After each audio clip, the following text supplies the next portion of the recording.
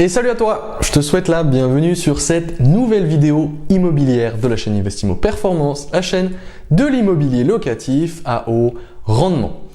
Aujourd'hui, je te donne des clés si jamais tu n'as pas d'argent pour investir dans l'immobilier. Qu'est-ce que tu peux faire? Ok? Jingle.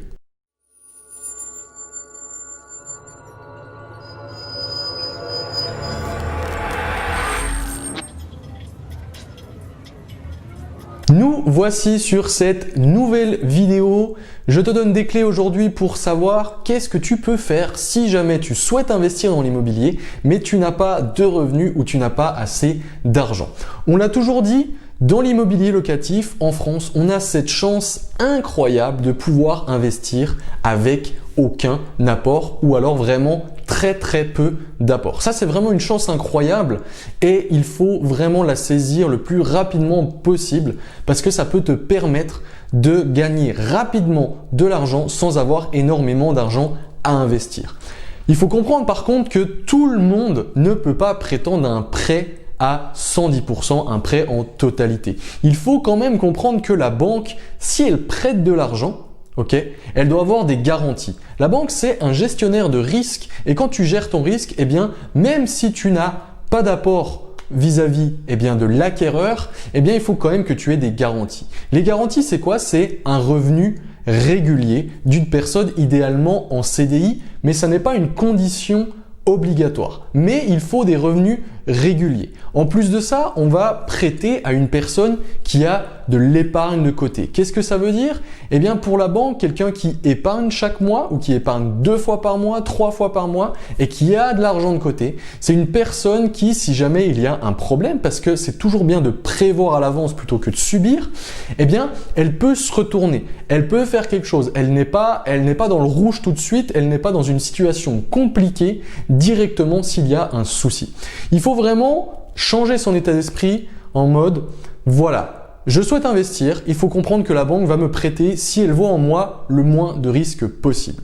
Donc ça veut dire un revenu régulier, de l'épargne de côté, une gestion de compte qui soit très propre. On ne veut pas des comptes en négatif, on ne veut pas des découverts trop importants parce que la banque, pour elle, ça c'est tout de suite négatif, tout de suite plus risqué une personne qui est en négatif sur ses comptes.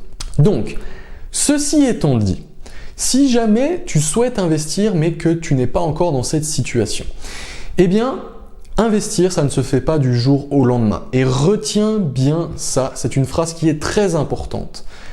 L'immobilier, ça n'est pas un sprint, l'immobilier, c'est une course de fond. Le but, c'est ne pas d'acheter 10 appartements en un an, même si c'est possible. Le but, c'est que dans 5, 10 ans, tu aies le nombre d'appartements, le nombre de biens immobiliers que tu souhaites et que tu puisses vivre effectivement de tes revenus locatifs, que tu ne sois pas dans une pression financière, que tu sois idéalement dans une liberté financière selon tes objectifs. C'est pas parce que aujourd'hui, maintenant, à l'heure où je te parle, tu n'as pas d'argent et tu ne peux pas investir qu'il ne faut pas s'intéresser à l'immobilier. Pourquoi? Comme je te le disais, il y a beaucoup de choses à savoir. Aujourd'hui, ça fait plusieurs années qu'on investit, Ben et moi, et on apprend chaque jour encore des choses. Évidemment, les réglementations changent, les modes d'exploitation changent, les gens changent et les situations aussi changent. De nouvelles situations arrivent tout le temps. On en apprend tout le temps. Et c'est avec cette expérience, évidemment, qu'on peut faire nos choix le plus judicieusement possible selon ce qu'on pense, selon nos objectifs. Donc, chaque fois que tu te formes, chaque fois que tu regardes une vidéo sur l'immobilier, que ce soit la chaîne Investimo Performance ou d'autres chaînes immobilières, tu accrois tes connaissances et tu vas faire idéalement de meilleurs choix dans le futur. Toute formation est importante, mais l'action, c'est encore plus important. Tu as beau avoir toutes les connaissances du monde sur l'investissement locatif, si tu n'appliques pas, ça ne servira à rien. C'est pour ça qu'il faut un plan d'action précis quand tu es dans une situation où tu ne peux pas encore investir pour que dans 1 an et demi, 2 ans, tu saches beaucoup de choses, donc tu te sois formé, que tu aies pu assainir ta situation financière et que tu aies pu potentiellement augmenter tes revenus d'une autre manière que par l'immobilier pour que la banque te voit comme un profil non risqué, qu'elle puisse te prêter pour investir dans l'immobilier. Donc, ce qu'il faut comprendre, c'est que c'est un travail avant d'investir qui est très important. Un travail pré-investissement qui devra être fait parce que le jour où la banque te voit comme un profil non risqué pour te prêter sans apport, eh bien, tu pourras massivement mettre les actions en place avec tout ce que tu as appris auparavant. Ok? Ça, c'est, je dirais, la première chose à faire et à garder en tête. Avoir un plan précis de je vais assainir ma situation financière, je vais tenter d'augmenter mes revenus, je vais me former, comme ça le jour où je suis prêt, eh bien là, tu peux dérouler et tu peux avancer rapidement.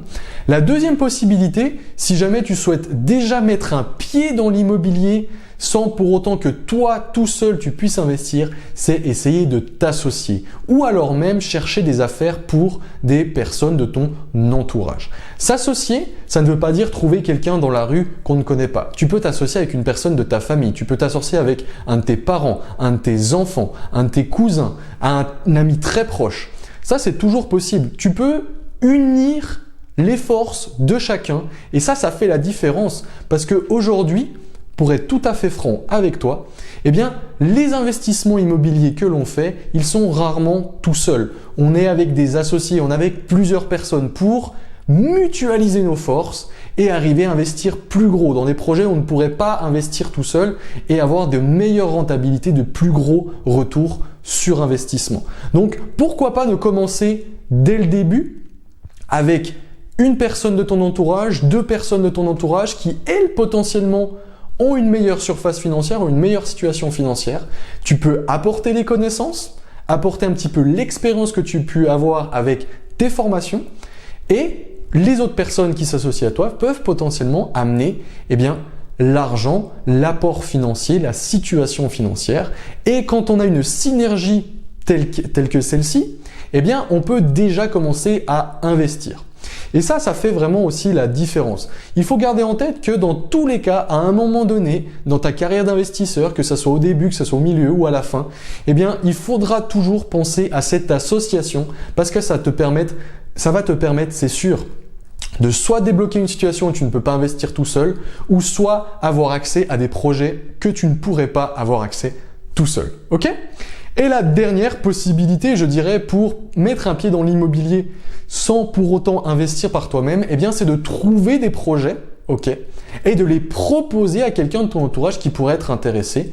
Et évidemment, gagner dans cette expérience, trouver on dit toujours un deal win-win, donc toi tu gagnes et la personne qui a présenté le projet gagne.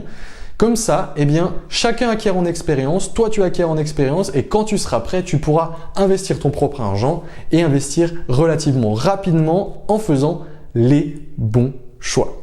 On arrive à la fin de cette vidéo, j'espère que je t'ai un peu éclairé, j'espère que je t'ai donné les clés pour potentiellement déjà commencer ta carrière d'investisseur sans pour autant investir directement. C'est pas à ce moment-là que ta carrière d'investisseur, finalement, commence, c'est plutôt à partir du moment où tu as un plan d'action précis de, voilà, dans un an et demi, 2 ans, je vais commencer à investir et avant, je vais faire toutes les actions nécessaires pour que je sois prêt à temps.